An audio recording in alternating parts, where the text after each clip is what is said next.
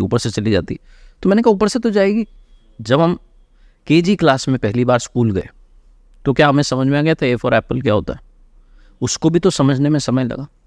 तो जब A for Apple समझने में समय लग रहा है तो ये तो बहुत बड़ी बात है। तो आत्मज्ञान की बात है और अर्जुन के श्रेणी का साधक बनना पड़ेगा। हमारे स्वामी जी गीता जी में कहते हैं कि अनुरागी ही अर्जुन है। अनुराग का मतलब जिसका वही लगाव की बात हो रही है, बाकी सब चीज़ों से लगाव हट जाए और सिर्फ प्रभु के लिए अनुराग पैदा हो जाए, लगाव पैदा हो जाए, वो अर्जुन है। यानी कि उस श्रेणी का, उस कैटेगरी का भक्त जब आप बन जाओगे तब प्रभु आपसे कॉन्वर्सेशन करने लगेंगे, तब वो गीता जी आपके जीवन में आने लगेगी। वो जो उसकी क्रिएटर के साथ जो डिजायर है, Right. वो फिर अटैचमेंट नहीं है क्या?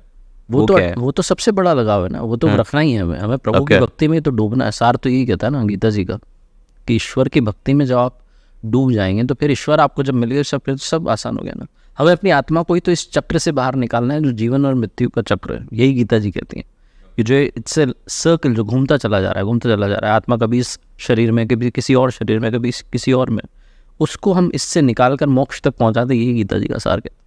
मेंटर का क्या रोल रहता है इसके अंदर? देखो मेंटर का रोल तो ये है कि गीता जी सबसे बड़ी मेंटोर है, उससे बड़ा तो मेंटोर है नहीं कोई कि आपको सिखाने के लिए, समझाने के लिए। जी। मेंटोर का ये कि जिसने पढ़ी हुई है, जिन्होंने समझी हुई है, आप ऐसे सदगुरु की शरण में चले जाए तो आपका जीवन बहुत सुलभ हो जाता है, बहुत स्पष्ट हो जाता है, आपको क्लैरिटी मिलने लगती है। जैसे हमारे गुरुजी हैं, उन्होंने यथार्थ गीता लिखी। मैं बड़ा सौभाग्यशाली मानता हूँ कि उनकी भक्ति का मुझे अवसर मिला और मैं उनके दर्शन लाभ प्राप्त कर चुका हूँ। तो मैं प्रभु को धन्यवाद करता हूँ कि आपने श्रीमद् भगवद गीता की व्याख्या लिखी और मैंने पढ़ा और मेरी तो थॉट्स ही क्लियर हो गए कि गीता जी कहती क्या है, क्योंकि बहुत सारी उस पर बुक्स लिखी गई हैं।